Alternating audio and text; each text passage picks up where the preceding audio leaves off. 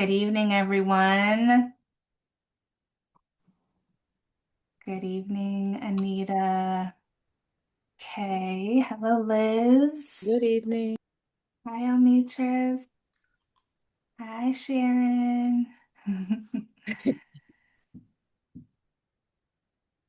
Hi, Soror. Hello, good evening. Hi, Anita. All right, we'll let people in here. We have Joy, Linda, Elizabeth. Hi, Jalen. Um, we have Scenario. Cousin Dawn is joining from Mississippi. Hi, Dawn. Hi. Hi, Shakia. Good evening. Happy Wednesday to you as well.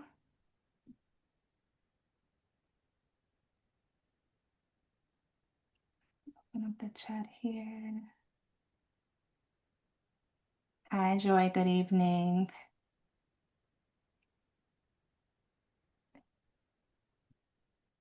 Okay. I think we've let everyone in. Good evening.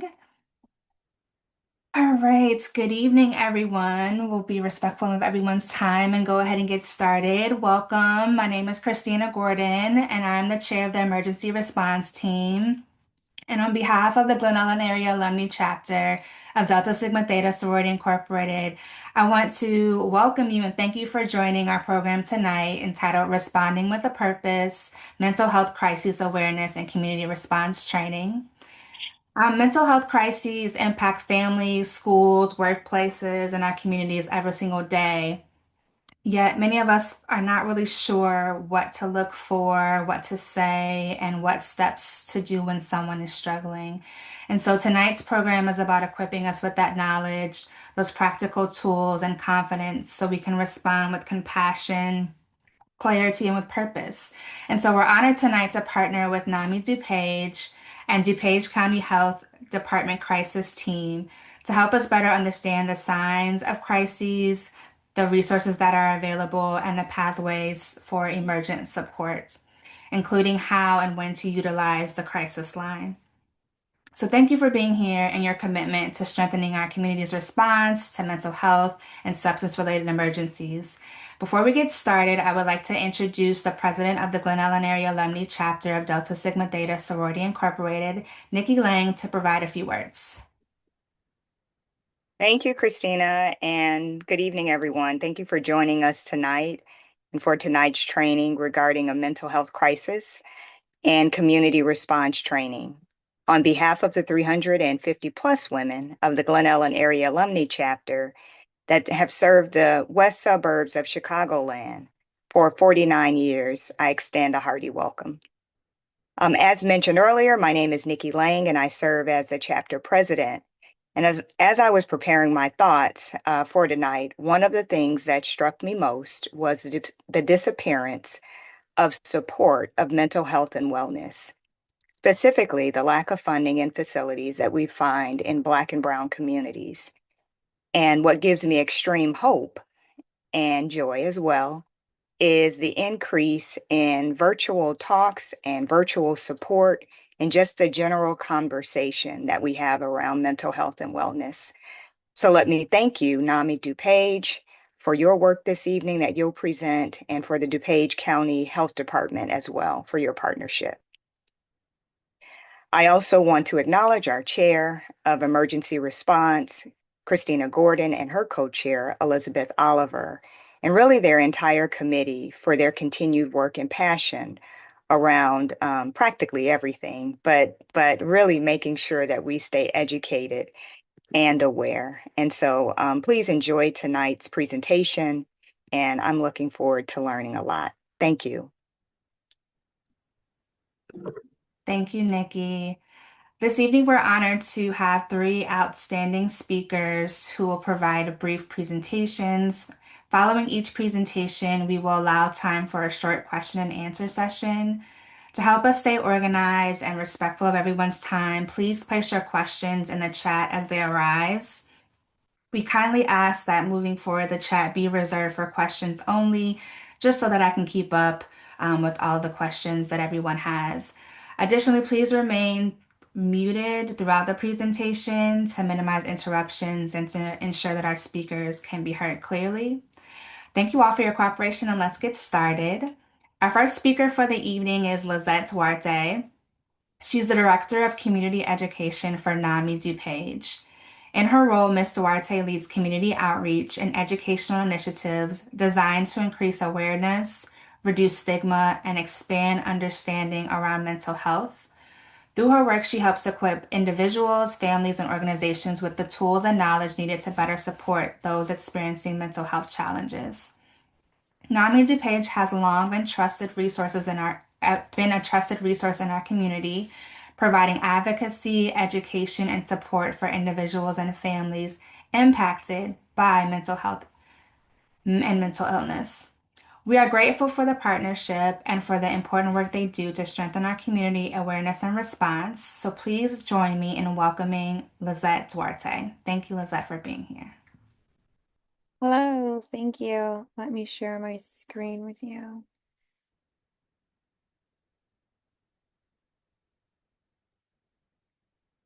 Let's see. Are you able to see it? Is it We can see the Zoom page, okay? but not your presentation page. Can you see my presentation now?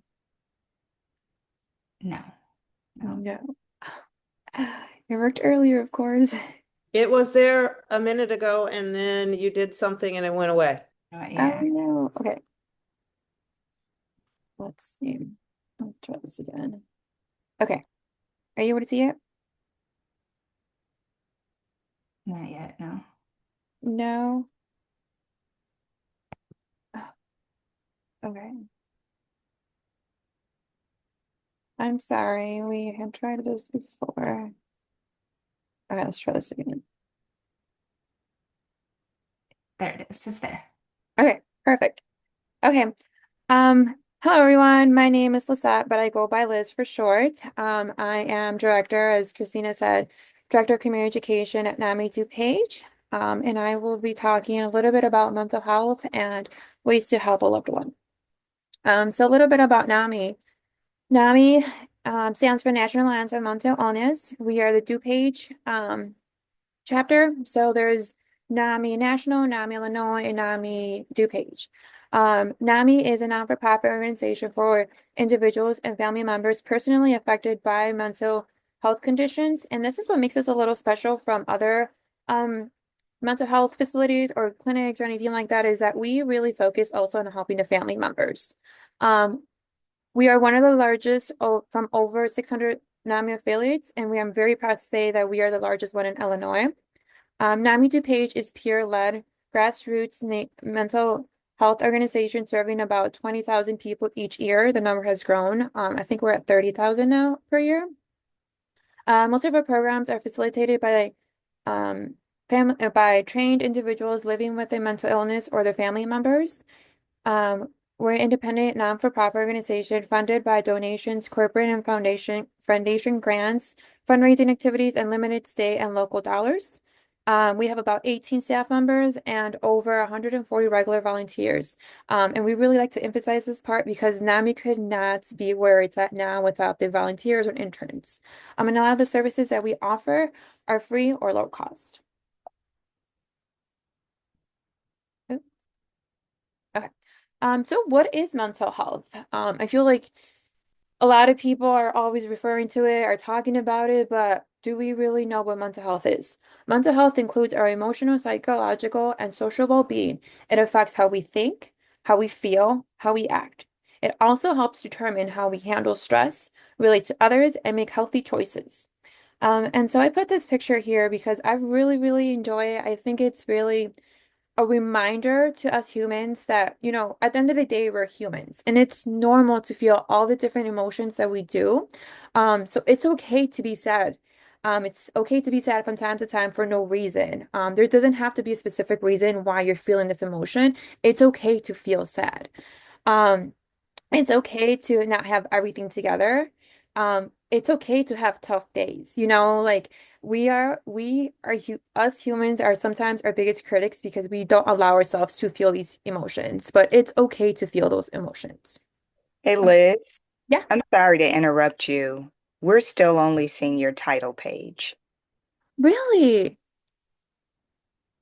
So Ah, I don't know if you should actually go into present at the top, but right now we're only seeing Nami DuPage in its kind of design format versus presentation format. okay, so let me stop sharing. I'm so sorry. Thank you for letting me know. Mhm. Let me pull up my backup. Okay. So,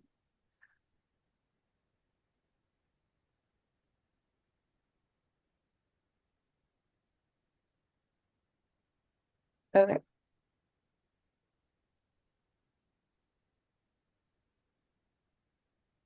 let's see. Okay. So, are you able to see Nami, like the picture of Nami now?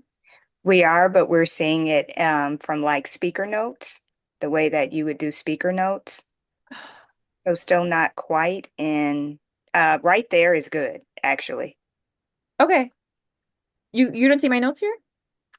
We don't see your notes. We see the slides formatted on the left, but this is probably the best that we've seen. Okay. Thank you for letting me know. I'm sorry about that. Okay. Okay, so let me go to the other. So this one's the one that I was on. It's okay to feel all the emotions that sad, not always being happy, feeling confused and unsure. Those are emotions that it's totally fine to feel those emotions.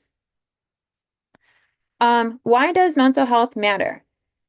It affects every part of our lives. It impacts how we think, feel, and make decisions. It influences work, school, and daily functions, shapes our relationships and communication. So mental health kind of bleeds into all portions of our aspects of our life. Um, when left untreated, challenges can grow. So, stress can soon turn into burnouts. If you're not taking care of things, then those can then linger on. And then that's when, if it's not addressed, then it can turn into a burnout. Anxiety can become overwhelming. Sadness can deepen into depression. Prevention is powerful. Super early equals better outcomes. So the earlier you kind of tackle those emotions, those feelings, the outcome is better. Smaller steps can prevent bigger struggles later. So even if it's, taking some time to yourself, doing things that you like, they can really help you out in the long term. Mental health care is not just for emergencies. People think that do self-care or anything like that, you have to, be in a crisis or anything like that. And it's not necessarily like mental health is every day taking care of yourself. Caring for mental health improves quality of life. So again, this bleeds into everything. Better relationships and communication, increased focus, motivation, and resilience. You get to have more joy to life and balance and connection. Mental health and physical health are connected. They're very much connected and very much alike. And for some reason, people neglect mental health more than they neglect their physical health. But they're very much connected and they're very much the same. So stress and anxiety affect sleep, energy, and immune health. Mental health struggles can show up as physical symptoms. So when we feel um when we have ongoing headaches, when we have our bodies, sorry, are constantly giving us signs of us being stressed. I more recently learned that whenever I'm stressed, my eye starts to twitch. And so once that eye starts to twitch, I'm like, oh my God, like, I'm stressing. So that's my body telling me to slow down because you are doing way too much. You need to take a pause and kind of reflect on what's going on, what really needs to get on, take what takes priority and what doesn't, what I can put in the back burner. But once that eye starts to twitch, I know that I'm stressing real hard. So our body is constantly giving us signs. It might be the eye twitch. It might also Another sign for me is tight shoulders. So that can be another sign. Headaches, not eating, that can be stress. So there's a lot of different signs. And my biggest advice to every single one of you guys or ladies here, people, is to learn your signs. Learn when your body is telling you, like, hey, we need to take a pause. We need to say no. We need to do this. Because those are our body's, way of communicating with us. I always say again, when my eyes twitching, that's my check engine light. I need to check my body, make sure that I'm good. Caring for mental health supports overwhelm wellness. Some signs that someone might be going into a crisis. So it's not that you'll see this overnight, you'll see this, right before someone's going to go into a crisis. You'll see these symptoms, you'll see these signs a week before, a month before, a couple of days before. So some signs to look for are drastic mood shifts. So someone might have mood swings, meaning that they're extremely going through emotions. You can really see them really being frustrated over things that they might not be frustrated other times. Uncontrollable anger, getting really, really upset over things that they typically wouldn't be. Feeling really intense anxiety. So feeling really overwhelmed, feeling, just emotions at a very severeness level. Another sign is that they might isolate. Isolation is a very common thing with someone with mental illness.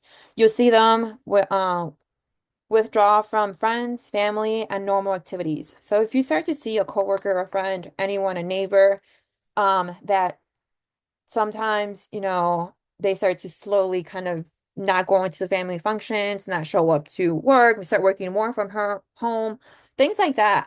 Check in on them because they may, be struggling, they may not be doing the best. And so by you reaching out to them, you are letting them know that one, they're not alone, and two, you're there for them. Um, a lot of people sometimes, um, because they're not taking care of their mental health, then they refrain to go to substance use. So increased sudden high risk of alcohol or drugs, that could be a sign that someone may be leaning towards a crisis. Neglect. They're ignoring their personal care, hygiene, or daily responsibilities. So again, this is someone that from time to time, or from a couple weeks or something like that, you might start seeing them that they may not start to shower. They may just not care for their appearance anymore. They may stop caring for daily responsibilities. Maybe they start to slack more with work and stuff like that. So that's something else you also keep aware. Last but not least, reckless action. So engaging in risky behaviors without thinking. So this can be driving, this can be drinking and driving under influence. This can be just risky behavior that they typically wouldn't engage on. So ways to help someone that may be experiencing a crisis. One, stay with them and stay calm. Your calm presence can help regulate the moment. And something that I really, really enjoy, or something that I like to share during this time for a reminder, is that um, be a duck. I'm not sure if anyone's ever heard that, but we say that a lot on NAMI. Be a duck. So when you think of a duck, you think about a duck swimming in a pond or somewhere. And typically these just look like they're just swimming, but underneath their little legs, their little feet are going 100 miles per hour trying to swim to wherever they are. So that's you panicking, but on top, you're showing the person that you're with that they're calm. There's nothing to worry about. It's breezy, like there's no other place you'd rather be, but just, but underneath, you might be panicking, but you don't want to show that to the person. You want to stay as calm as possible, which I know during that situation, it might be the most difficult thing to do, but by you staying calm is the best way you can help someone. So remember, be a duck. I know it's not easy, but it's the best thing you can do to help someone. So what to do? Stay nearby if it's safe to do so. Speak slowly and gentle. That's a really hard one for me because I speak fast as it is, but if you slow down and you're gentle, just showing that person softness really, really helps. Keep your body language open and not threatening. Helpful words is I'm here with you and you're not alone right now. Number two, listen without judgment. Give them a safe place to be able to vent, let them talk. You don't need to fix anything. The first thing that we want to do is try to fix the situation, try to fix whatever is, happening. And at that time, the best you can do is to listen to them because they need to let go of a lot of emotions, typically, a lot of feelings, a lot of things that they have probably been bottling up for a long time. So it's important that you give them that space. Um, what to do?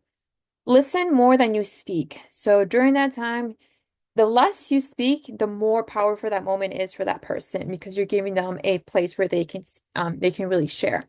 Acknowledge their feelings, such as that sounds really overwhelming. So saying things like that, acknowledging that you're understanding what they're saying, can be very helpful.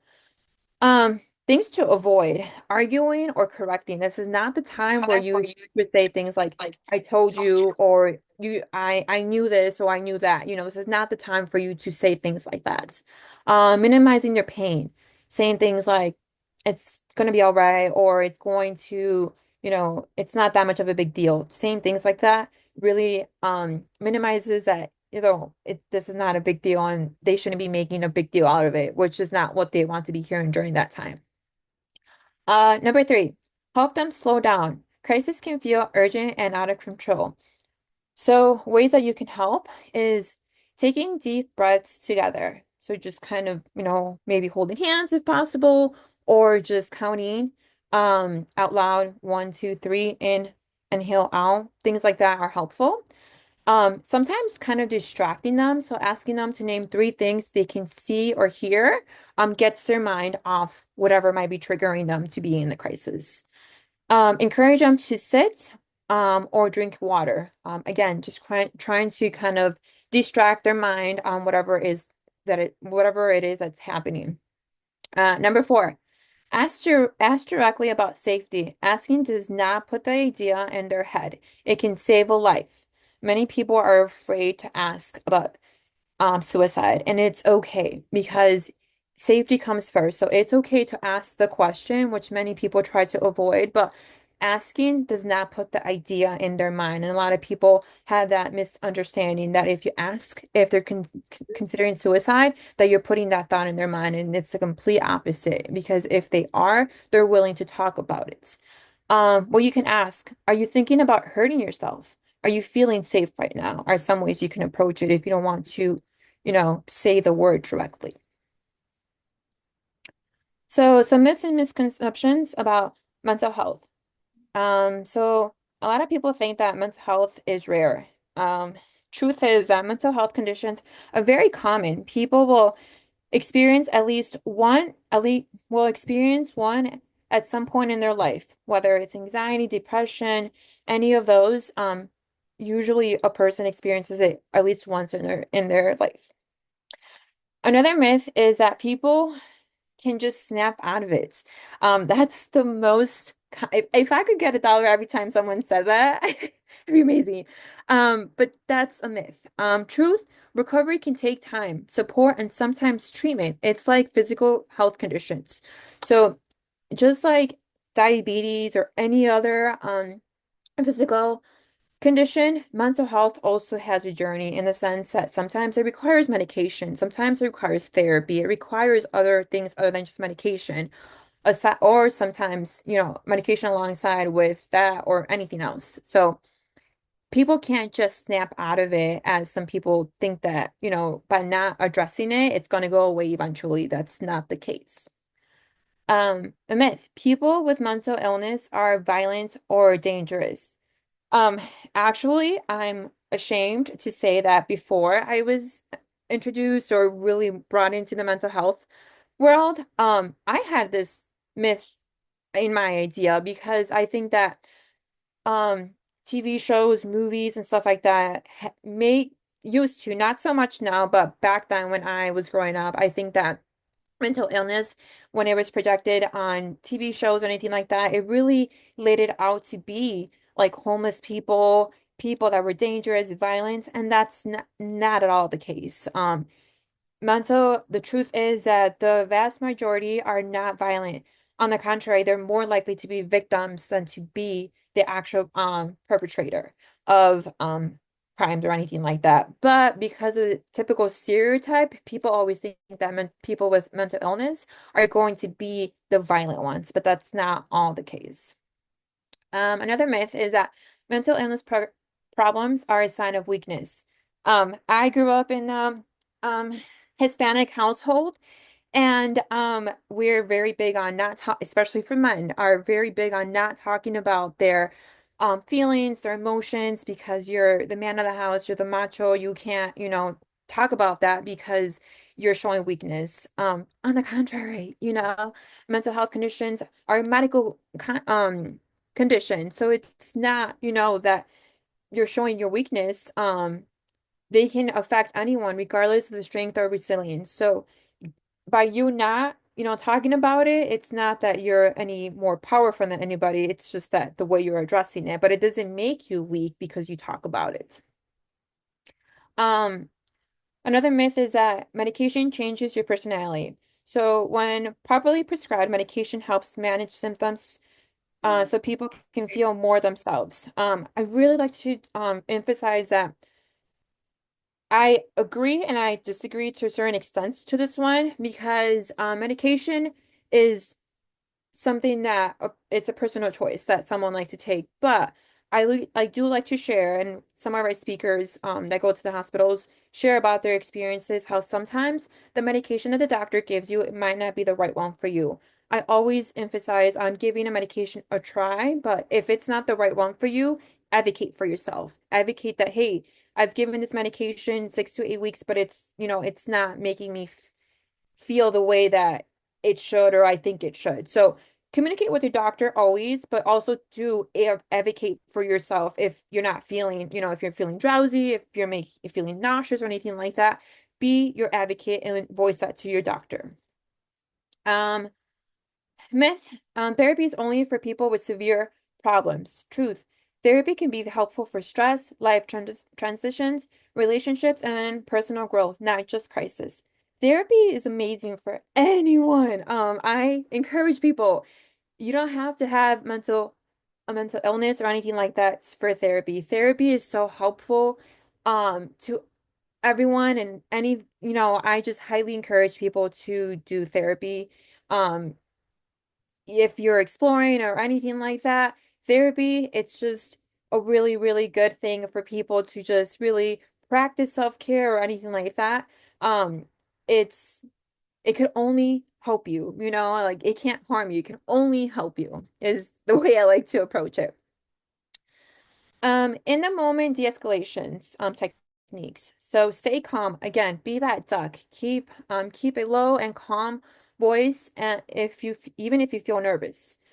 Respect space. A lot of people sometimes feel that when someone's in a crisis, you kind of want to like, be close to them and stuff, but pardon me. Sometimes maintaining a safe distance, at least 6 feet, to avoid, um, and avoid a non-defensive position. So like crossing your arms, putting your hands in your pockets, stuff like that can kind of sometimes, um, be a little defensive to the person. So just kind of be self-aware of the way that your position is. Active listening. So nodding, kind of letting the person know that you're listening without, still giving them that space, but letting them know that you're listening, asking questions, and allow space for the person to process emotions. It took me a while to be able to really do this, but I really have seen the difference of being okay with awkward silence. It's really needed sometimes because during those moments is when a person's really going through, processing some things that are happening or, rethinking some things. So it's okay to allow silence during these moments. Um, control the environment. So if it's possible, sometimes due to the situation, there might be some bystanders. So if you can remove those people, that would be great. Reduce noise and dim the lights if possible. So try to make the environment as most comfortable as you can. I understand that not all situations are possible, but if possible, try to make it as cozy as you can. And again, your positioning, standing in front of a person rather than directly across reduces confrontation. So if you're talking to someone, instead of being directly in front of them, try to be next to them instead of being in front of them. Mental health is common. So millions of people are affected by mental illness each year. Across the country, many people, just like you, work, perform, create, compete, laugh, love, and inspire every day. So just to give you a better idea, 22.8 of U.S. Adults experienced mental illness in 2021. So that's about one out of five adults. 5.5 of U.S. adults experienced serious mental illness in 2021. So this represents 1 in 20. And by serious, that means like schizophrenia, like more severe mental illness. 16.5 of U.S. youth ages 16 through 17 experienced a mental illness disorder in 2016. 7.6 of U.S. adults experience a co-occurring substance use disorder mental illness. And so this is co-occurring substance means that they have drug or alcohol abuse along with mental illness.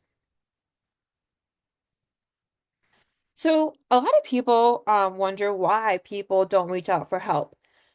Some people don't reach out because they don't know they have mental illness. I know that it may sound silly, funny, but some people just don't know that they have mental illness. I always like to use the 2 week rule, meaning that, for example, if someone loses a loved one, it's okay to give them 2 weeks to grieve. Anything longer than that, it may be questionable, and I would approach them at that point to seeing if they're okay. 2 weeks, and it doesn't necessarily have to be a grief to losing a loved one. It could be grief looks so different. It could be the loss of a pet. It could be a loss of a relationship, a first home, a first job. Like grief can be so many different things. So it's okay for a person to grieve for 2 weeks, but anything other than that, you know, it's okay for you to ask and saying, hey, just want to check on you and seeing how you're doing, and stuff.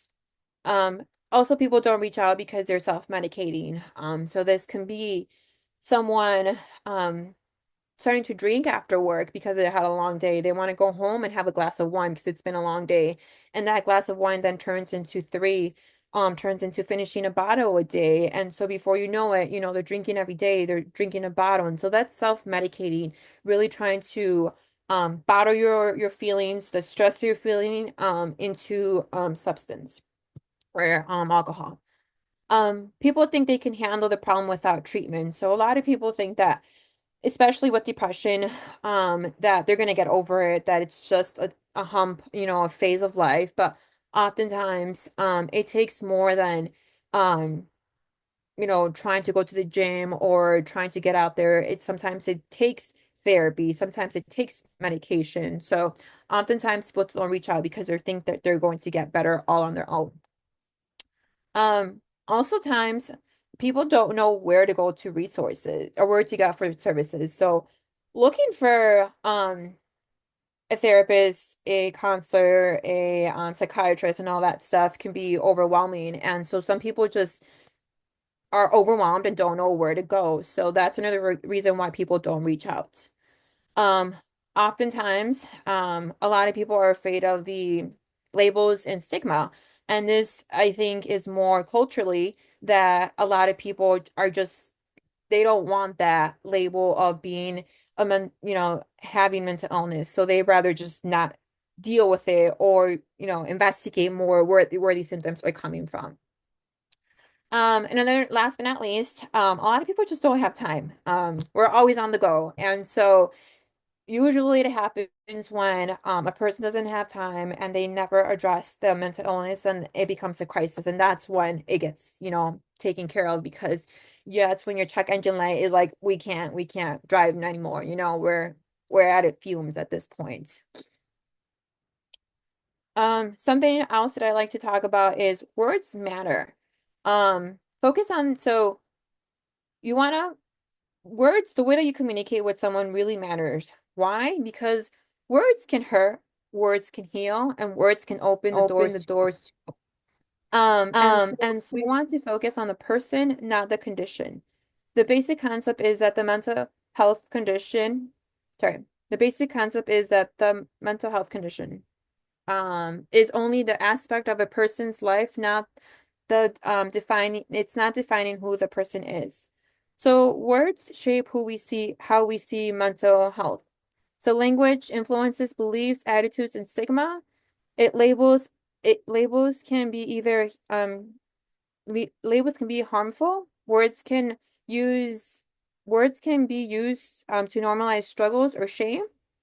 And number two, words can either reduce or increase stigma. So harmful language can be like, and this is, I feel everyone uses these words so nonchalant and without really thinking the damage that it can do to someone, but like crazy, unstable, attention seeker, get over it. Um, Others have it worse than you. I know that living in the Midwest, a lot of people like to compare the weather to it being bipolar. So just things like that can be very hurtful for a person that, does have bipolar and stuff like that. So just be mindful of what you say, where you say it, because you can be really, hurting someone with your words. So some supportive language, you're not alone. It's that sounds really hard and it makes sense you feel this way, or some supportive language that you can use. Um, Language impacts healing and recovery. Validating helps people feel seen and understood. Compassionate language supports emotional regulations, and feeling heard can be healing on its own. Some examples that you can use. There's something there's something wrong with you versus saying something. So this is what people usually say. There's something wrong with you.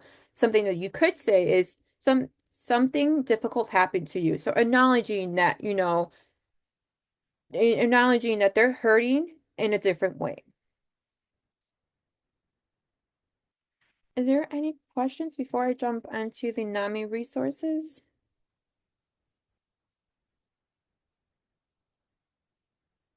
No. Okay. So I'm going to talk about some of our NAMI resources. So some of the support groups that we have, Tuesdays we have do a diagnosis support group, and this is every first and third Tuesday of the month from 7 to 8:30. We have a suicide loss support group, every second and fourth Tuesday of the month. We have a LGBTQ plus that meets every second and fourth Tuesday of the month. We have a Spanish group for parents. It's called Padres en Conversación y Colaboración.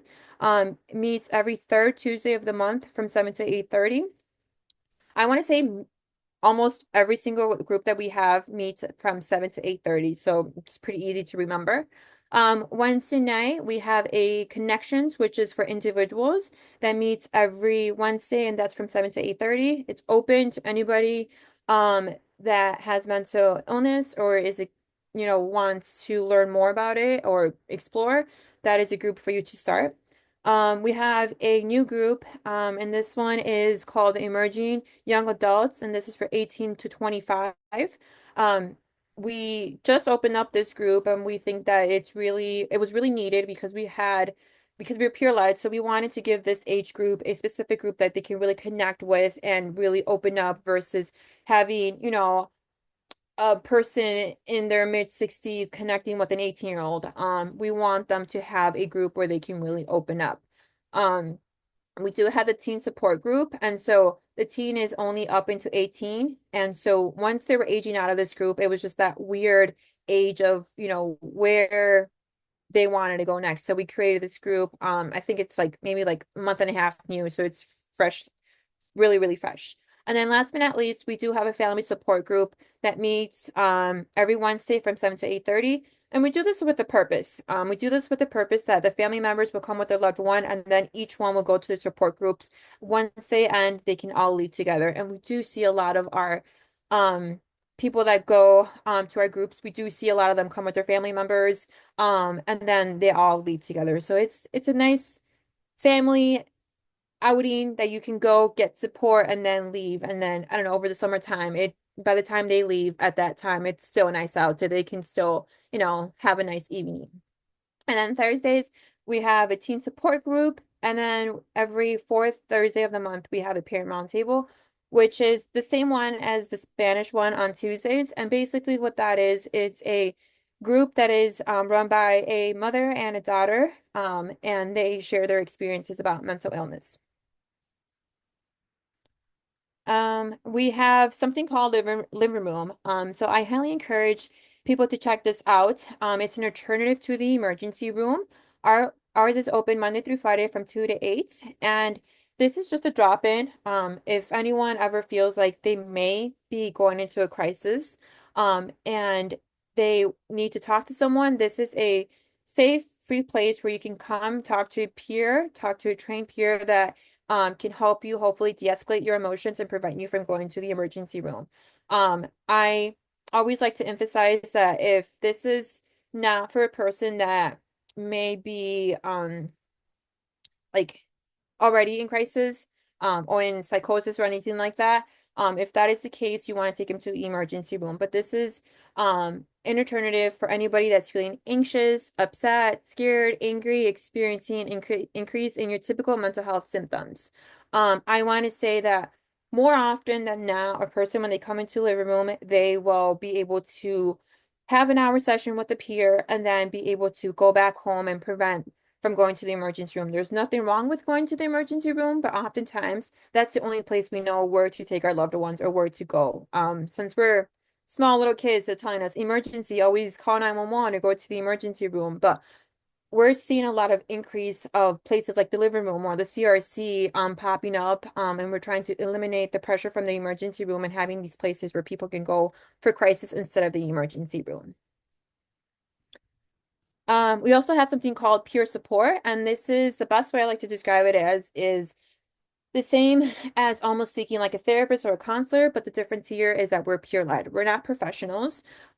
We encourage everyone to still have so we can work alongside with their therapists or counselors. We're just peers with lived experiences, so we can connect with you in maybe a different aspect, different way than your therapist or counselor can. We do charge for this. This is one of our few services that we do charge for. And the first appointment is going to be $30. Anything after that is going to be 15. And we do have a sliding fee application, and prices may vary from there. And they can be done in 3 different ways. They can be done in person, over the phone, or on Zoom. And during this time, the peer tries to connect with you and talk about maybe setting some goals, just seeing, giving you a place to really just connect and vent and maybe just, try to set some goals that sometimes when a family member asks us, have you been taking your medication? Have you this? Have you that? It really sounds hurtful. But when it comes from a peer that is similar to us, it sounds different. So we want to be that outside person that can really help you work on some areas. And we more recently added something called a family walk-in. I'm not sure why it looks like that. But our family walk-in is basically to be able to give family members extra support. And this is every Monday and Wednesday from 10:30 to 1:30. And this is just kind of like a drop-in for family members to be able to come and get some support needed during the week. And then we have something called family to family classes, and these are free 8 weeks education class for family members that might be navigating mental health for the first time. And these classes are really, really amazing. I'm actually taking a class right now. I wanted to see, what the classes were, and I highly encourage any family member that may be experiencing navigating mental health for the first time with their family members. They talk about um a lot of things that a family member may not know. Like they talk about power of attorney. They talk about ways to be able to communicate with your loved one, symptoms, just reflective talk. Like there's so many things on in this class that I found so interesting that I highly encourage everyone to take if you can. And the best part is that it's free. So take advantage. And last but not least, other resources would be 988 and the Crisis Recovery Center. And that is all I have for you guys. Is there any questions? Thank you so much, Liz. Yes, as Deltas definitely know about being a duck. I saw some hearts in the presentation when she mentioned that. We do have some questions for you in the chat, so I'll read them to you. Um, the first question is, where do the support groups meet? They meet at our actual facility. So they meet at NAMI DuPage, which is the address is 117 North County Farm Road. I can write that in the chat.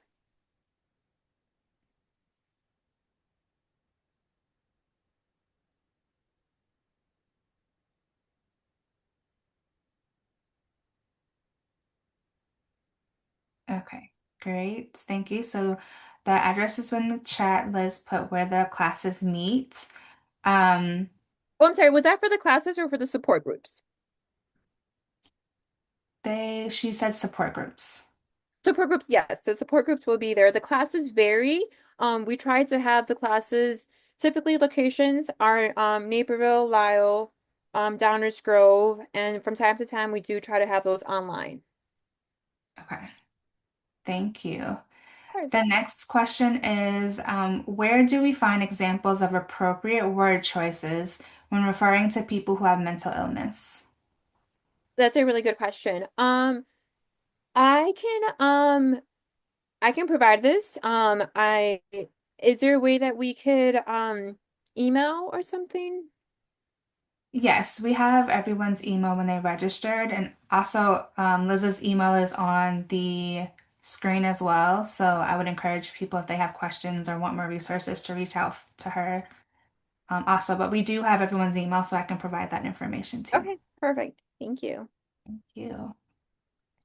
Okay, another question is, have you ever considered support groups for caregivers caring for elderly parents or relatives? Yes, that's actually been something that we have been trying to provide for a long time. And this is something that I'm not sure if you guys are familiar with the term, but I just recently learned that it's called the sandwich generation. Because a lot of people are taking care of their parents, but still taking care of their kids. So you're kind of that sandwich. So we've had a really high request on this.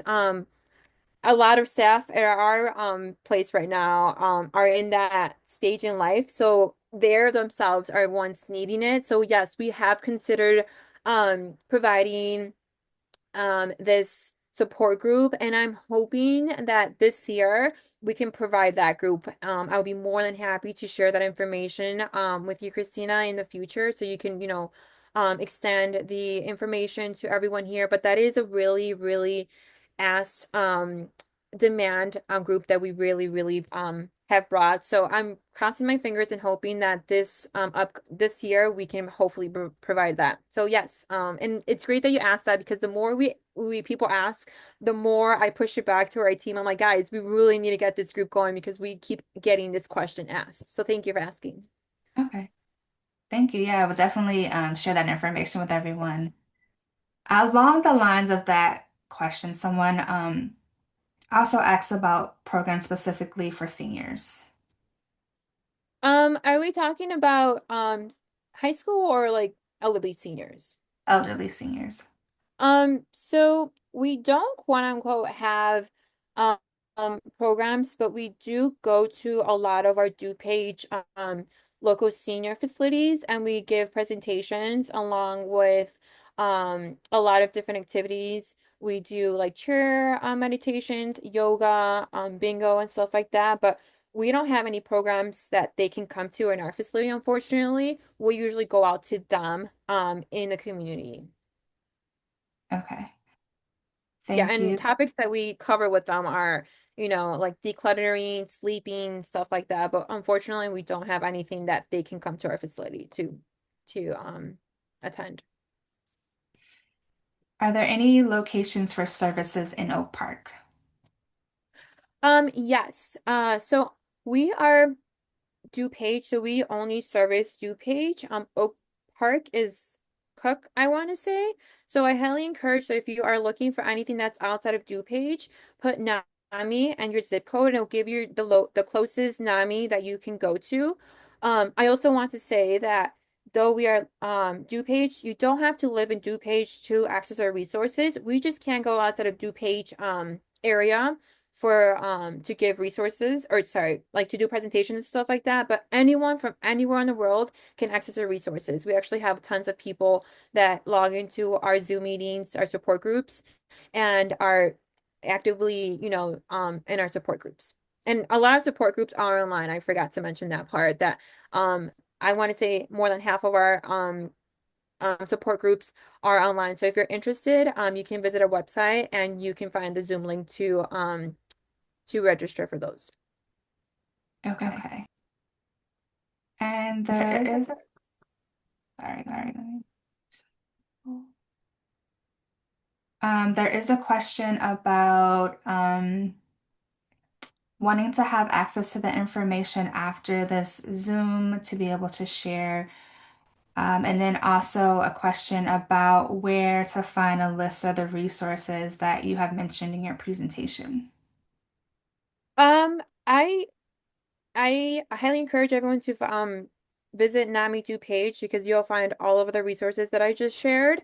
And you'll also find a list of like our support groups, the Zoom links, any activities that we may have. We also do have some recreational program supports during the day. So we have like yoga, bingo, and all that stuff. You'll find that on our website. So go to NAMI Do page and you'll find a lot of our information on there. If not, you can take my email, and you can email me, and I'll be more than happy to share all that information with you. Okay, great. I think that's all the questions in the chat. Liz did put um, her email in the chat. It's also on the screen and also the address for Yeah. in Wheaton. Thank you so much, Liz, for joining us for the great Of course. information. We really appreciate you being here with us this evening. Thank you for having me. It was a pleasure. All right, we will now have our next speaker. Our next speaker is Trisha Carmona. Trisha brings a unique and powerful perspective to this conversation and to the crisis response work. She began her career in special education at the elementary level, serving as a teacher until the COVID-19 pandemic. And during that time, she felt called to transition into the mental health field, where she has served, continues to serve individuals and families in their moments of critical need. She began her crisis work as a mobile crisis response clinician in McHenry County. And in 2024, she joined the DuPage County Health Department's mobile crisis response team. Today, she serves as the training supervisor for the DCHD team at the Crisis Recovery Team, where she helps prepare and guide crisis clinicians in this essential work.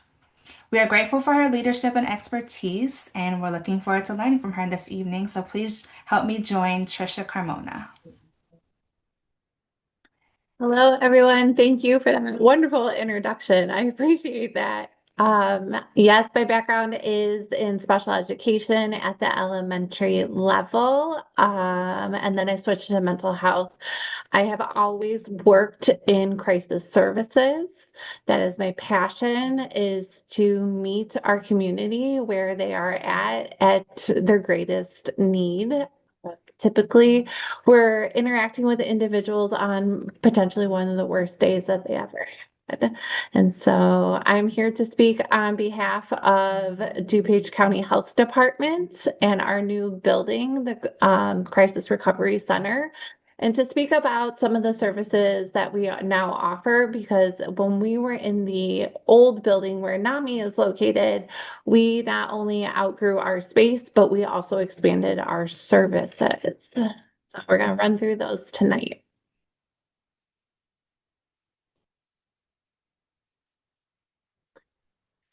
So, in looking at what DCHD, the DuPage County Health Department Crisis Services, has to offer, we are a full continuum of services. So, what that means is that we serve every person, regardless of age, insurance, status. We do not turn anyone away. We welcome everyone in, and we will walk side by side with them to figure out what is going on and how to make a plan to best meet their needs to continue on in their journey. So our tagline, our slogan is someone to contact, someone to respond, and a safe place for help. Our address is 115, NAMI is 117. We're side by side, so we're 115 County Farm Road.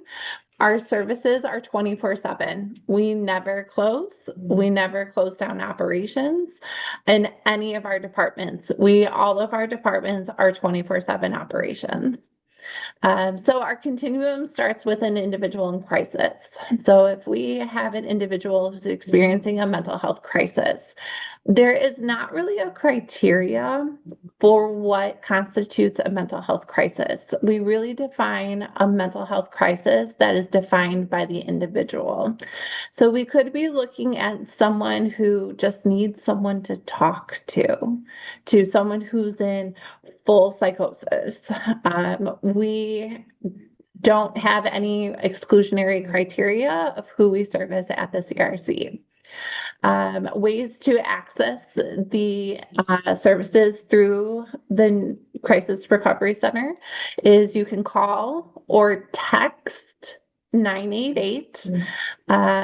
We house the 988 crisis line, or you can call the county crisis line, which is that 630 number.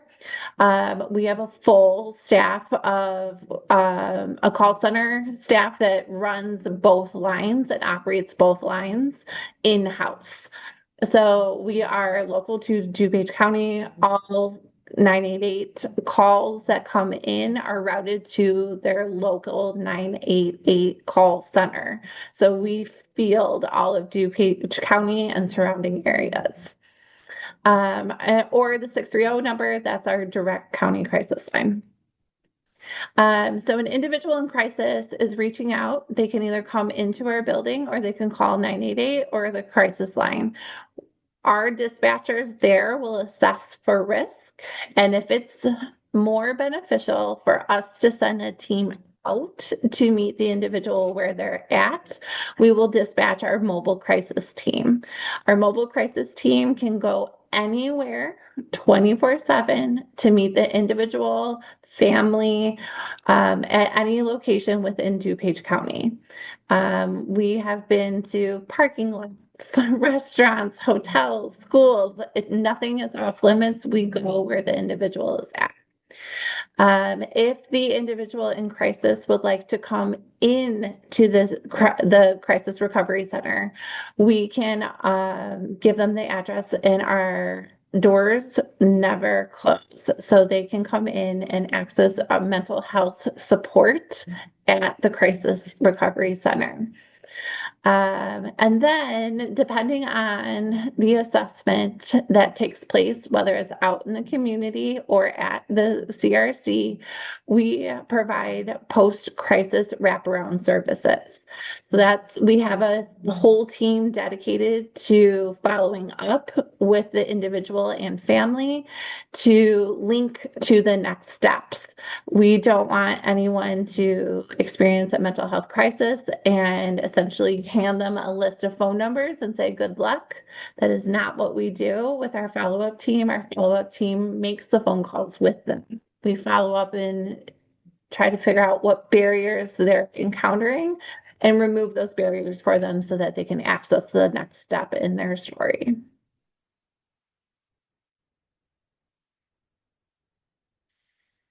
So a little bit about the building. Our new building opened up in September of 2025. We're rounding the corner into our 6 month probationary period of being open, and we are busy. Our county is using our resources. Very similar to what Nami said, that you do not have to be a resident of DuPage County to access the services within the Crisis Recovery Center. Anyone can come in and access our services. Where we have to refer out is if you are outside of DuPage County, we will get you linked to appropriate services within the county that they reside. Building for success. So our goal is to eliminate the stress on our justice system and our emergency rooms. So the old slogan was just go to the emergency room. We're trying to change that language to say, bring them to us. Bring them to the Crisis Recovery Center. We have on staff, nursing staff, medical staff, mental health clinicians, peer support specialists. We're going to talk a little bit about the individual departments and specialties that we house, but we want to, if it's safe, bring them to us, and we want to be the first point of access to help in the mental health crisis. We're going to get into the next couple slides about what services are offered within the CRC. The biggest highlight is that our new building does have a substance use pod where we offer safe sobering and medication assisted treatment for detox stabilization.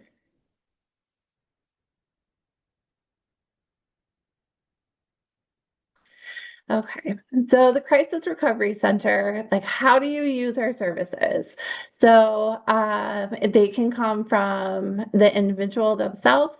We do accept third-party referrals. So if mom is really worried about their child, mom can come in and we can start the conversation there. School referrals. So a lot of school social workers are reaching out, sending families to our new building, as well as we are going out to schools to meet the student at school if that is what's necessary. Calls come in through 988 or our crisis line where we're directing individuals to come on site, or we dispatch our mobile team.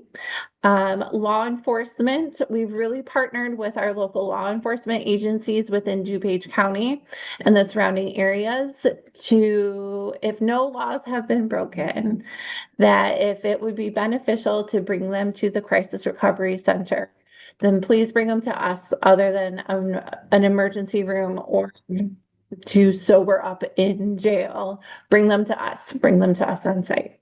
Hospitals are referring to us after post-treatment, or their individuals are presenting at the emergency room, and the emergency room internal behavioral health team is referring out of the hospitals and to us for more of a long-term continuum of care. And community agencies such as NAMI and yourselves, we're really working hard to spread the word to make sure that our community partners understand all of our resources and how we can help best support our community.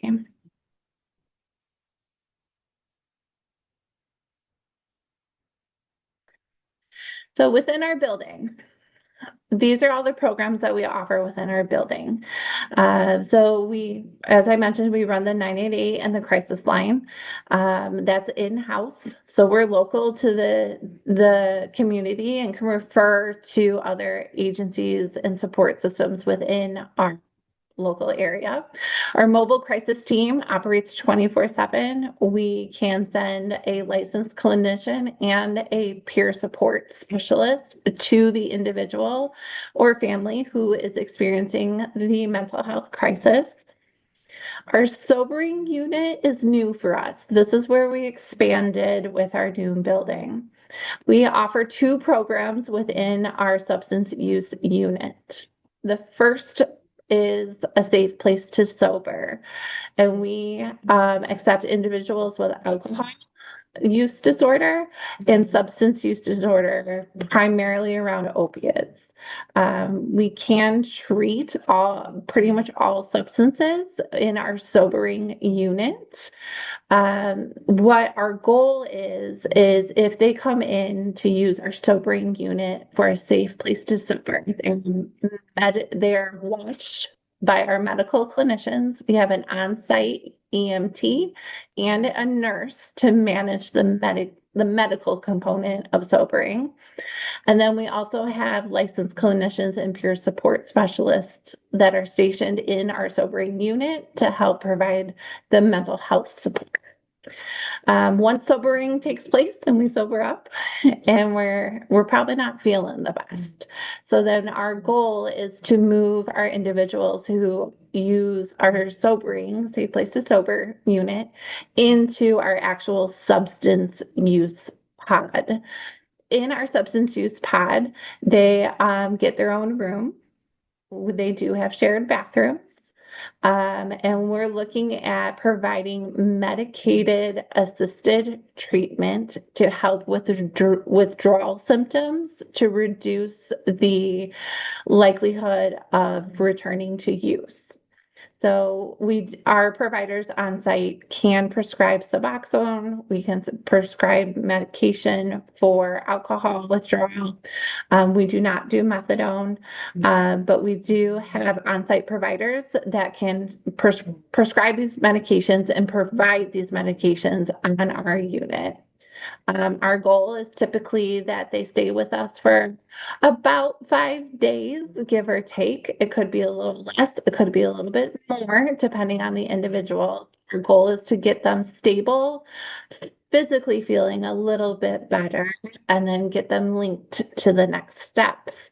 Next steps could be looking at 28-day programs. We could be looking at IOP groups. We could look at returning home, but we help in whatever the next step is in their journey.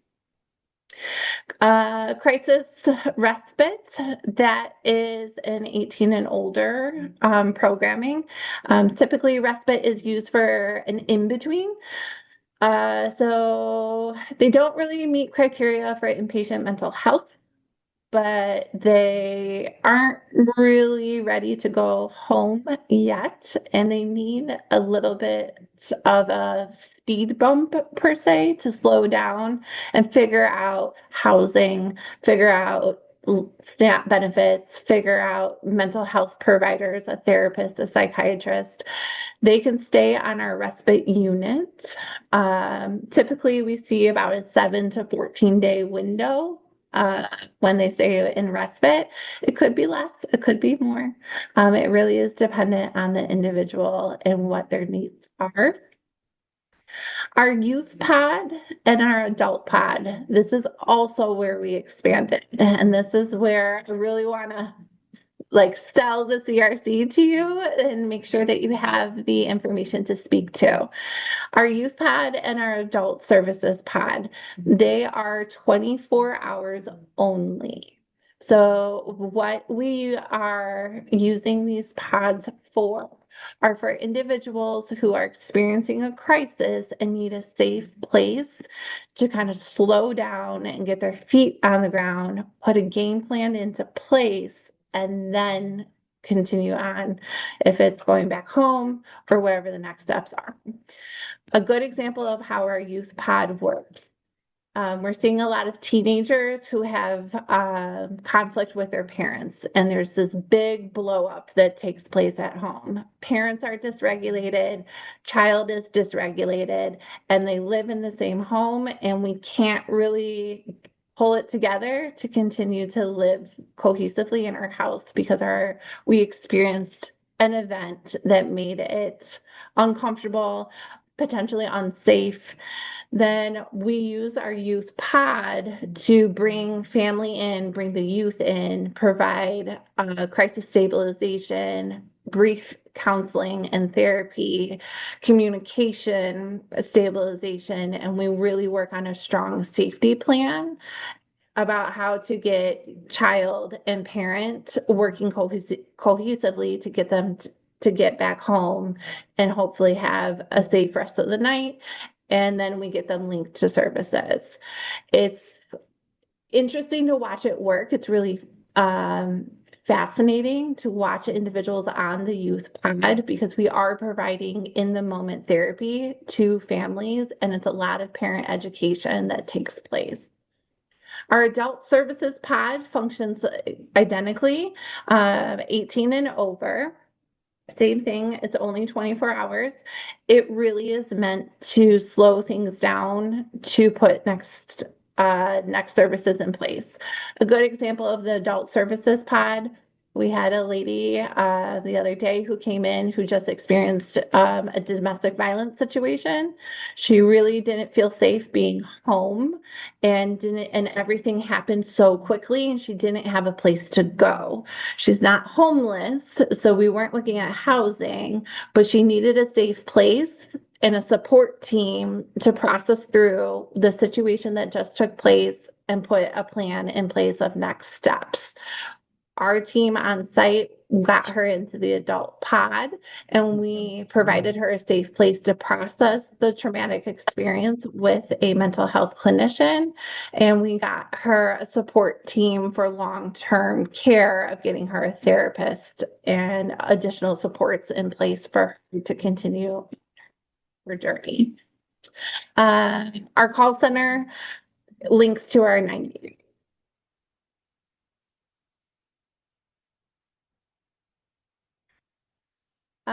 So to revisit this slide, we have an individual in crisis. They can access our services by calling 988 or the direct crisis line. We can dispatch a team to them or they can come on site. When we're on site, we have those options of the youth pod, the adult pod, the substance and safe sobering and medication assistant treatment. And we have respite. All of that we can do on site in the moment 24/7. Once all of our services are voluntary, none of them are involuntary. We are not a locked facility. So they really are meant for people to use our services when they're ready to use them. The only but is when we do the intake assessment to kind of figure out what if we're going to the pods or if we're going to respite, if the recommendation is hospitalization, that they are not safe due to suicidal ideation, homicidal ideation, and they meet criteria for inpatient hospitalization, we can direct admit from our building to mental health facilities. We have a list of mental health hospitals that we have partnered with that we do not have to go to the emergency room at all. We can just omit that step and have a smooth, seamless transition from the CRC to inpatient. Once they have been assessed at the CRC, if they're staying with us on site, then we will provide our post-crisis wraparound. That's our follow-up team. Our follow-up team is there to make sure that they feel supported post using our services at the CRC and to really make sure that they are utilizing and have access to a long-term plan for continuum of care.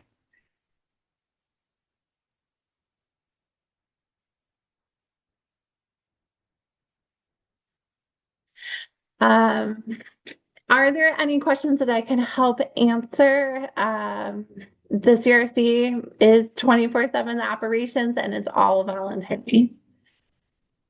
Thank you so much, Trisha. This was really good information. It's really good to hear how this development of this behavioral health, this crisis support system is coming and like what all the services you have and this facility that you have to help people with these services. So this is really good to hear.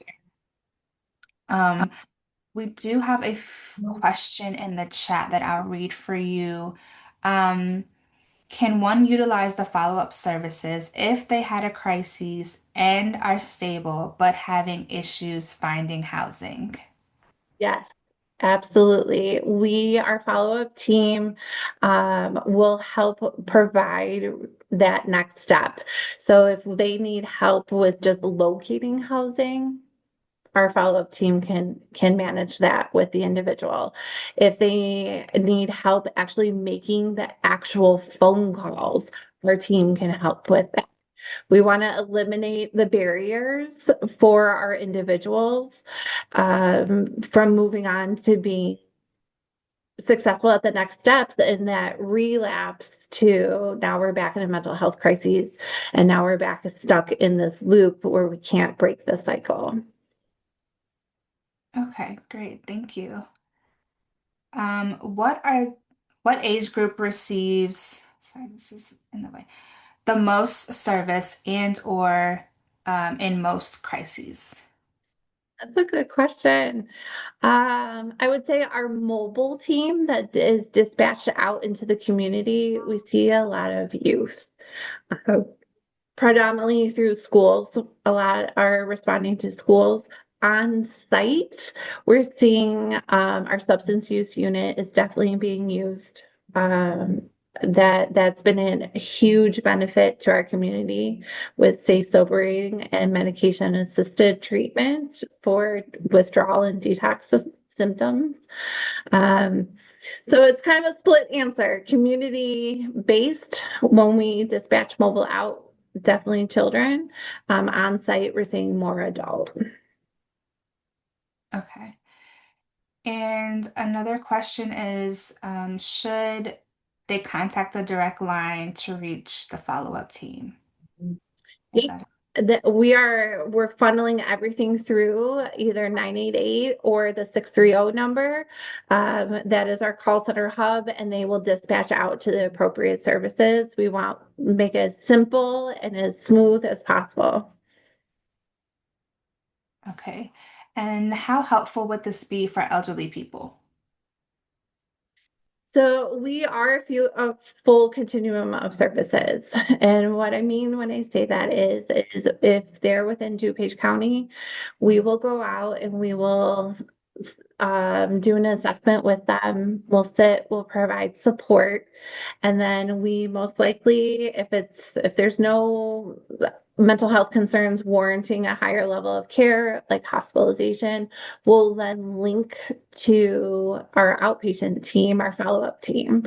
And so our follow-up team has mental health therapists who are community-based, who long-term can assign a therapist to go out into the community and see the individual at their own home. We also have therapists on site who specialize in uh, the elderly population. Um, so we really want to make sure that we're also in our follow-up team and our continuum of care, listening to what our individuals are telling us, and if we're looking at creating supports in community activities too. So our follow-up team, yes, we specialize in mental health, but we're also looking at how do we best support the whole individual? Are we looking at getting into a fitness center? Are we looking at getting into dance classes? Our follow-up team can help recruit as well. Oh, that's really good. That's amazing. Um, okay, next question is regarding the assessment, therapy, etc. Is this all based on the person's insurance? For example, making sure the doctors and facilities are in network so they don't get a bill for these services. Great question. So we do not turn anyone away. So everything from no insurance to state insurance to private insurance. We assess everyone. We do not turn anyone away. If you have private insurance, we will process it just the way private insurance runs. The crisis assessment, though, for state insurance, no insurance, is covered by our grant. So we have grant money that is covering the mental health assessment. Follow-up services are based on insurance. The health department cannot provide long-term therapy for individuals who have private insurance. We do refer out for therapy for individuals with private insurance. if they're state insurance or no insurance, we keep them in-house with our outpatient team at the health department. Good to know. I think that was our last question. So thank you so much, Trisha, for joining us. We really appreciate you this evening for taking the time out to share such great information. Thank you. Thank you for having me. All right, everyone. So our last speaker for the evening is a fellow D9 sister, Dr. Yariva Walker-Young. Dr. Walker-Young serves as the Director of Pharmacy at John H. Stroger Jr. Hospital of Cook County Health and brings more than 25 years of experience in pharmacy practice and leadership. A residency-trained pharmacist with a background in oncology, she has dedicated her career to advancing medication safety, regulatory excellence, and delivering high-quality patient care with complex healthcare systems. She is also one of the founding leaders of the Stroger Hospital Pharmacy Residency Program, which has trained and graduated more than 50 residents over the past 16 years. Her commitments to mentorship and workforce development, particularly increasing access to residency training for minority pharmacists, reflects her passion for strengthening healthcare to underserved communities. She is also a member of Alpha Kappa Alpha Sorority Incorporated, and tonight she will bring some critical education on Narcan administration and opiate overdose prevention, which is truly important knowledge that will help save lives. So please join me in welcoming Dr. Yariva Walker-Young. Thank you so much, Christina, for that lovely introduction. Good evening, everyone. My name is Yariva Walker-Young, and I am the Director of Pharmacy at Stroger Hospital. Thank you all for being here tonight, and I will try not to take up much time so you can get back to your families. So today we're going to discuss naloxone or Narcan, which is also known as the SAVE drug. And today's session is very important because we are going to talk about how to recognize opioid overdose and how to respond using naloxone, which can save a life. So a little bit about while we were sitting here talking, I looked over the numbers. We have approximately 80,000 opioid related deaths per year. But I looked at Illinois, the state of Illinois, we have approximately 8 to 9 deaths each day. And in DuPage County, we have roughly around 0.2 to 0.3 deaths a day and 4 to 5 that could possibly be prevented with this particular training. So my objectives today are I want to walk you all through what an opioid is and what medications or illicit substances this includes, how to recognize the opioid overdose, understand naloxone use. I want to explain the nasal spray technique and how each of you can respond safely in an emergency in case you have to help one of your own loved ones. Oops, I'm sorry. How do I go back? Oh, Lord. Apologies. I think if you use the arrows at the bottom of the screen, you can go. Right, because like I hate this mouse. Okay. Thank you. So what is a pharmacist's role? A pharmacist's role is we are supposed to be the medication experts in the community. We're supposed to educate our community. We're supposed to ensure that we make sure everyone knows how to access different products that are needed, which in this case, we're specifically talking about naloxone. And we're supposed to also try and promote harm reduction. So by the end of this training, you all will understand what an opioid is, recognize the signs of an overdose, respond how you need to with regards to naloxone, and be safe in an emergency. My goal is to make sure that everyone leaves here confident stepping in the event that someone needs opioids, needs an opioid antagonist. So what is an opioid? An opioids are medications that relieve pain. So these are the medications that you typically get after surgery, after a dental appointment, and they work by binding to opioid receptors in the brain to give you relief from your pain. However, these medications can also slow breathing and they can cause an overdose when taken in excessive quantities. Now, it can be both prescribed drugs or illegal drugs. And what we're noticing here in today's climate is that a lot of people are using like fentanyl and illicit medications, which is the prescribed medications, and it is in high numbers and it's causing adverse effects. And in fact, it's really killing like a lot of patients. So here I've included so that you all will know what are the most common opioids that most people use. So you'll see at the top of the screen, hydrocodone. That is a prescribed medication, which maybe many of you know it as Vicodin or oxycodone, Percocet. These are some common ones that you use, but the ones that are not something that you can prescribe or are illegal that you see here, and especially high, like in the DuPage County, which I was kind of surprised, was the heroin and the fentanyl use. In fact, it's more used in the DuPage County than in Cook County, but fentanyl being cut and used in products and illicit medications is something that we're really seeing significant harm in the community with. And the six most addictive opioids that you see are going to be your heroin, your fentanyl, morphine, Vicodin, oxycodone, and methadone.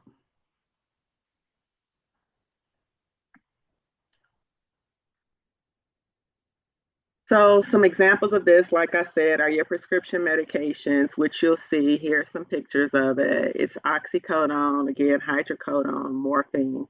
In the hospital, the most times that you see the medications that we have where you may see an overdose are going to be with your fentanyl or your hydromorphone. And then the illegal substances that we see the highest use are going to always be your heroin when they're cut with some type of fentanyl as well. Now, what is an opioid overdose? That means you've had too much opioid and it slows or completely stops your breathing. It can lead to death if untreated.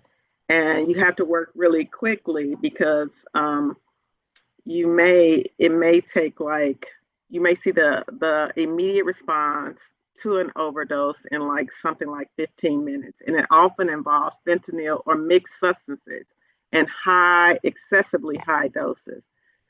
And the signs of the overdose are going to be they're unresponsive, unconscious. You'll see oftentimes that they'll have blue lips. Their fingernails will be blue as well. They have pinpoint pupils, and you'll see like some gurgling or choking, and you may see some like salivation around the mouth.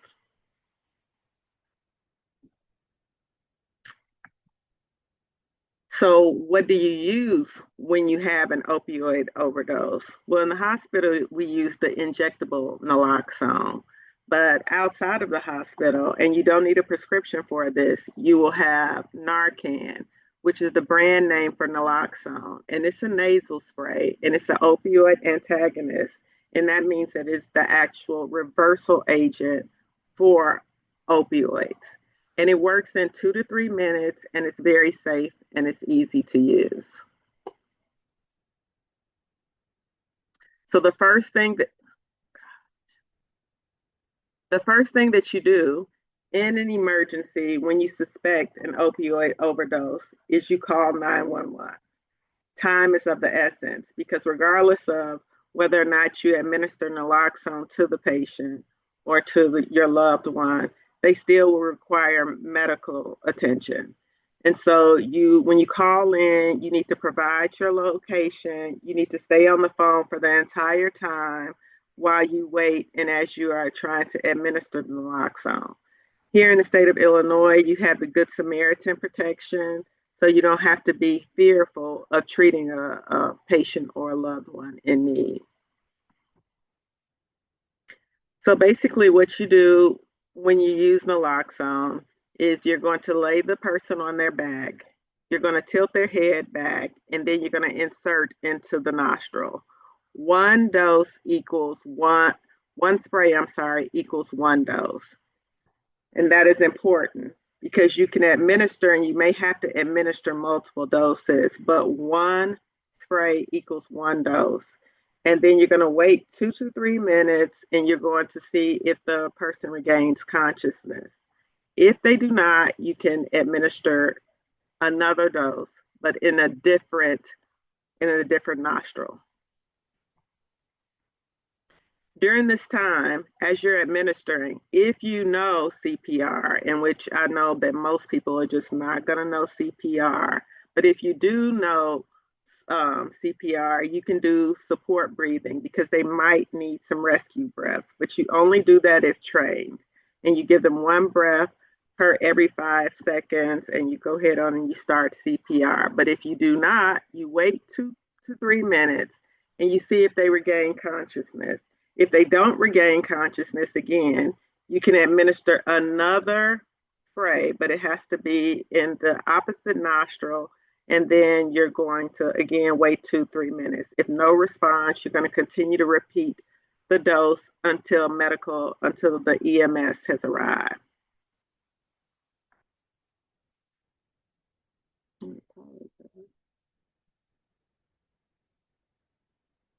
So once a patient regains consciousness, you're going to place them on their side, and this is how you're going to prevent them from choking, and then you're going to monitor their breathing. But please note that overdoses, it can return. And so it can return up to like 30 to 90 minutes. And so the effects last of the naloxone for 30 to 90 minutes. The overdose can return though within the 30 to 90 minutes, and you may have to administer again, especially if it was an extremely high dose of an opioid, especially for these new medications that are mixed substances where you don't always know the quantities of fentanyl or what exactly is in the product. And the person may be very agitated, but you still must remain calm and use all of the techniques that you learned in today's training to manage like a crisis or in a mental health emergency. So some of the places where you can get naloxone are at your local pharmacies. We have naloxone in a vending machine at Cook County Hospital, but we also have in all of our clinics like a little glass box container that also has naloxone. And these products are like free, which I think is really good. And I encourage people to start including naloxone in their emergency kits in their home because you never know when you'll need it. And it seems to be so prevalent with, a lot of people have their medications, and I don't know if you all remember, you used to go into a bathroom and you'd open people's like little cabinets and you'd see their medications. And a lot of people will take, especially your senior citizens, they will take their medications like their oxycodone or their Vicodins, and a lot of teenagers are taking their parents' medications and using them for like pain or actually grinding them up to get like a better high. And so for that, I think it's imperative that people start to consider to just keeping like naloxone in the home. Now you also can get it off like Amazon or in a store because there's no prescription, needed in Illinois. But I recommend going into like your local clinics and your emergency rooms because most people have them like now free. So like I said, at Stroger Hospital, my hospital where I work, we have them in our emergency rooms and we have them in our clinics and in like our main area. But you also can get it from various community programs. You can get it from, like I said, your local hospital or like Amazon, but it's $40 to $50, and I think that's quite expensive. So in summary, what you need to do is always remember how to recognize an overdose, which you will look for someone unconscious, someone with a pinpoint pupil, someone who is non-responsive, You're going to call 911. You're going to give the naloxone. You're going to make sure that you turn them on their side to make sure that you support their breathing and make sure their airways are not blocked. And you're going to stay until help arrives. So, with that being said, are there any questions? Yes, thank you, Dr. Walker Young. I do have a question for you. So what if you administer Narcan and the person is not actually having a opioid overdose? Will that affect them in any way?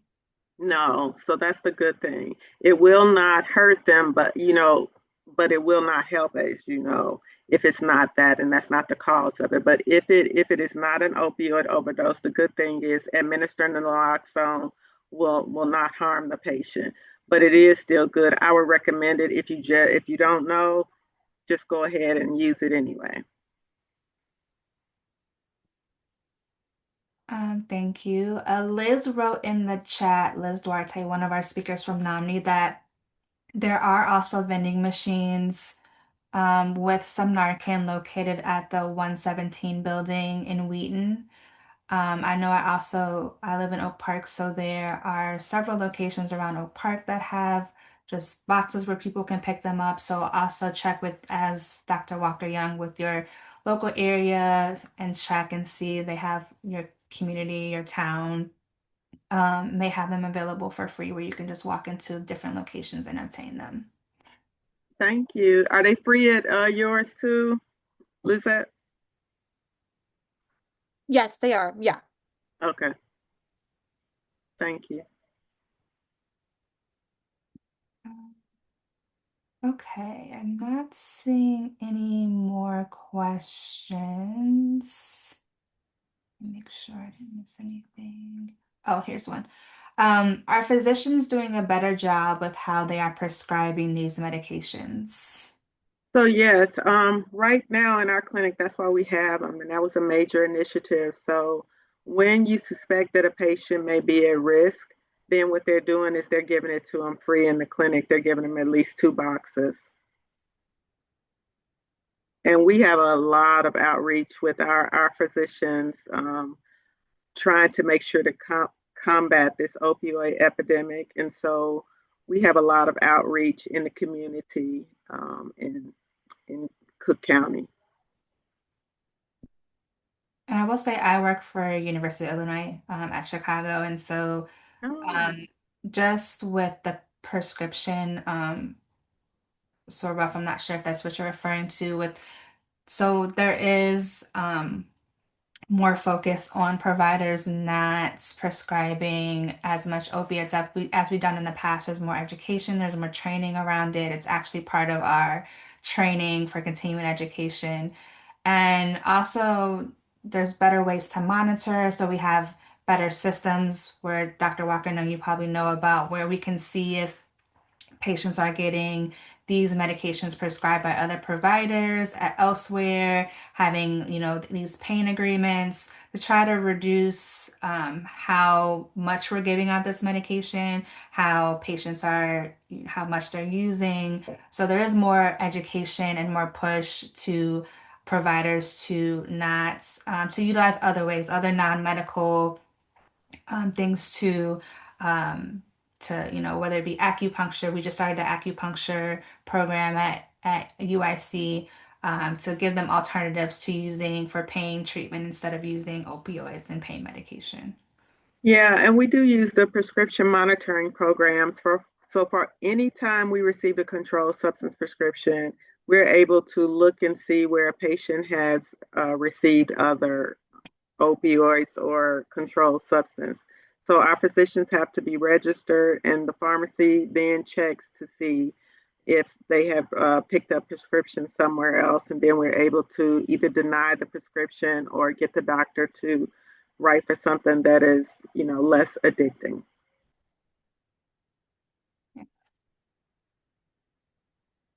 Okay.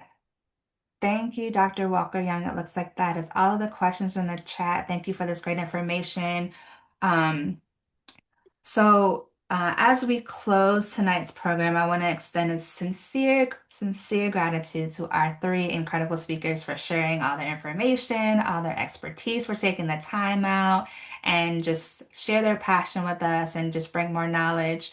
So we hope that this knowledge equips you with information, but also, as Dr. Walker Young talked about, confidence. So that confidence to really recognize, to know when someone may be in a crisis, that confidence to just respond safely, and that confidence to connect with individuals and utilize these life-saving resources. So the mental health crisis is not just the responsibility of professionals, it's also like a shared community responsibility. And so each of us have taken that step tonight to get more information, to learn more, and to become more prepared, and to be more compassionate when we respond to individuals that are in these situations. So, on behalf of the Glen Ellyn Area Alumni Chapter of Delta Sigma Theta Sorority Incorporated and our emergency response team, thank you so much for joining us this evening. We hope we've empowered you to respond with purpose and to continue these important conversations outside of this Zoom with your families and your workplace and your communities. So thank you again and have a safe and wonderful evening.